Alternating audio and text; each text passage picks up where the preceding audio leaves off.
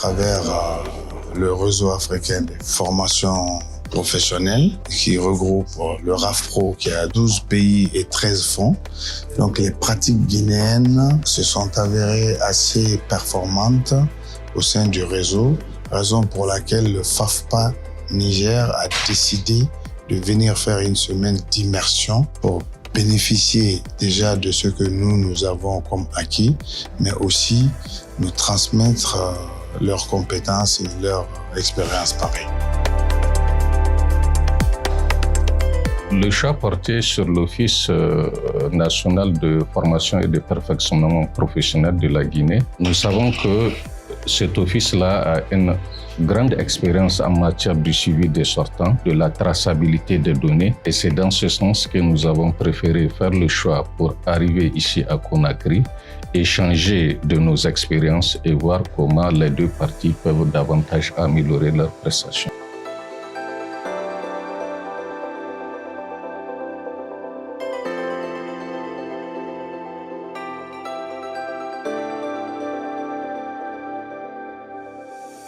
Dans l'objectif de leur voyage, 2 points fondamentaux étaient à l'ordre du jour. C'était de voir le processus de reporting pratiqué à l'ONFPP, mais aussi la mesure du taux d'insertion. En ce qui concerne le premier point, ils ont été très satisfaits de constater que nous avons un reporting d'abord hebdomadaire, ensuite mensuel, et à la fin de chaque trimestre, nous faisons un condensé de tous ces éléments, ce qui fait qu'à chaque date, les chiffres sont faciles à avoir. Et ça, c'était une découverte pour eux qu'ils ont beaucoup apprécié. En ce qui concerne le taux d'insertion, ils ont été très surpris de constater que notre taux d'insertion est élevé. Ils m'ont demandé quel est le secret de l'ONFPP. Nous leur avons dit que nous ne choisissons pas nos publics cibles pour suivre les formations lorsque les gens ne sont pas déjà pratiquants du métier. Je donne un exemple terre à terre. Nous voulons former les gens en menuiserie.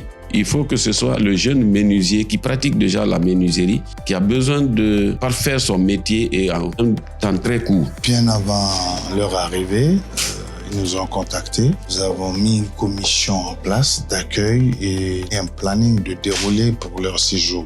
L'équipe s'est entièrement déployée et s'est mise à leur disposition de leur atterrissage jusqu'au point de presse que nous sommes en train de faire l'interview. Mais au-delà de ça, la satisfaction est encore plus grande pour nous parce que le FAFPA Niger est certifié ISO depuis 2 ans. Et ils étaient le premier dans le réseau RAFPRO. Donc, il y a une très grande expérience déjà dans la formation continue. Le bénéfice pour nous, c'est plutôt eux qui nous apportent leurs compétences, leur technicité. Ils sont venus chercher un élément qui leur manquait. Ils en sont satisfaits. Et nous avons promis également, puisque nous comptons nous lancer dans le processus de certification ISO, nous avons promis une visite d'échange de bons procédés au Niger pour voir tout le processus qu'ils ont eu à mettre en place pour nous en inspirer, pour que nous aussi nous devenions certifiés ISO.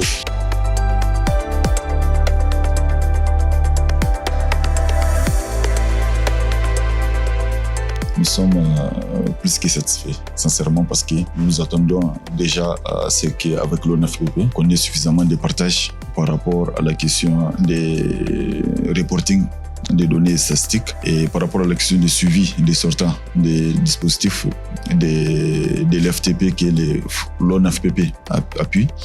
Donc je pense que globalement nous sommes satisfaits par rapport aux résultats que nous avons eu, parce que dès les premiers jours déjà avec les responsables techniques, nous avons fait énormément d'échanges en termes de données, nous avons fait des suivis terrain dans lesquels nous avons vu comment l'ONFPP fait découler les procédures et comment il y a cette interaction entre les entreprises et l'ONFPP en lien avec la transmission des données. Nous avons remarqué que le Niger a beaucoup de bonnes choses par rapport au métier, la pratique des métiers. Ils ont un artisanat très très développé. Quand je prends les métiers du cuir, quand vous voyez les sandales fabriquées par les Nigériens, les jeunes de chez eux, on a comme l'impression que c'est vraiment des produits industriels. Donc, lorsque nous irons pour nous enquérir de comment installer la normalisation ISO. Bon, nous verrons aussi côté apprentissage ce qu'il faut prendre là-bas pour améliorer ici.